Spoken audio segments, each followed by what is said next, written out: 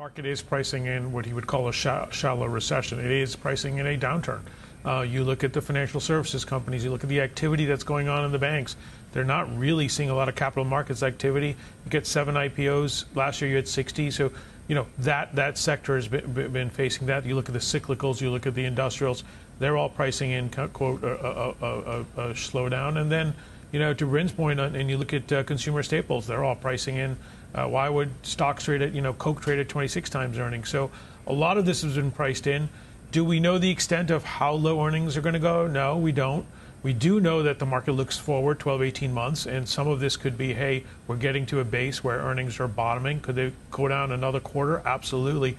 But when you get all these input prices coming down, you get copper, steel, lumber, more inventory in the targets of the world, I think you're seeing some deflationary effect there as well. So, yes, we're very dependent on the Fed. We're going to see what they do. My bet is that they're still going to raise. They've got to put marbles back in the jar. But as a long-term investor, look for some opportunities here. We've always said that. And I think, as earnings kind of come down, some of these stocks could re-rate. Some of them are re-rated already. So just be careful. But I think there's going to be opportunities abound. What about that 4,200 call from Stifel today and the areas that they like? And by the way, Evercore also is out today suggesting that the rally off of the June 17 low has further to run. And they're positioning for upside with NASDAQ growth. They think that's where the outperformance is going to come. So everybody, not everybody, but at least these two groups are back on the tech train. Yeah, and I think part of that is some of these tech stocks have really been beaten up, and there's high-quality tech out there. I mean, I think of NVIDIA in there, of Qualcomm, some of these higher-value companies that have true earnings, true cash flow. They're not growth at any price. They're growth at reasonable prices. And if we do think that we come out of this in the next 12 to 18 months, these companies have been so beaten up, trading at multiples we haven't seen in a long time. So, yeah, I do think you can get that, but I do think you can get in other parts of the market, too. I don't think it's going to be just the tech trade that we saw for the last 10 years. But is it dangerous, Joe, to jump on this train if we're going to use that thing ahead of earnings? The stocks have run a lot into earnings. That doesn't mean they're going to run out the other side of the tunnel after earnings as well. Is it too dangerous to get into these stocks today, given the moves that they've had? Apple, perfect example, up 15%.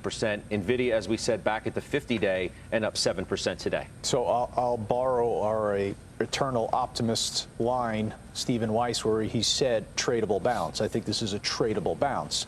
Do I think you can buy select financials after earnings? Yes.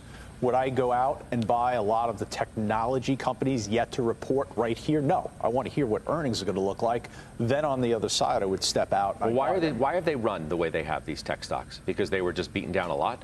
Because the economy is signaling that we are having a growth scare. When you have a growth scare, you're going to strategically turn to, as Sarat said and Bryn said, growth at a reasonable price. You're not going to look at profitable technology companies and buy those right here. The risk assumption is far too great there. But you are going to look at companies that have free cash flow generation in the present and are reasonably priced, understanding that growth is going to dominate in an environment where you have an economic contraction. It's making a return. Listen, if there was one position where it was clear the speculative community was overwhelmingly positioned towards, that was underweight growth in the month of June.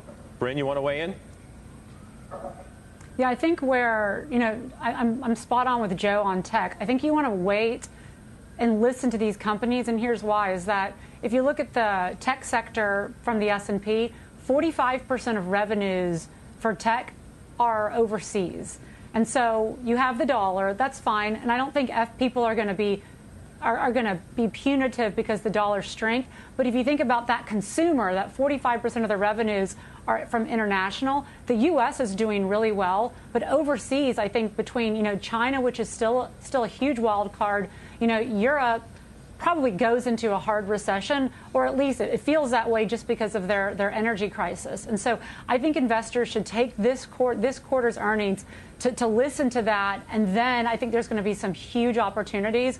But I would wait to add to those positions over the next few weeks until you do hear, because that heavy international revenue exposure could definitely be punitive to some of these companies that have less sales because of that.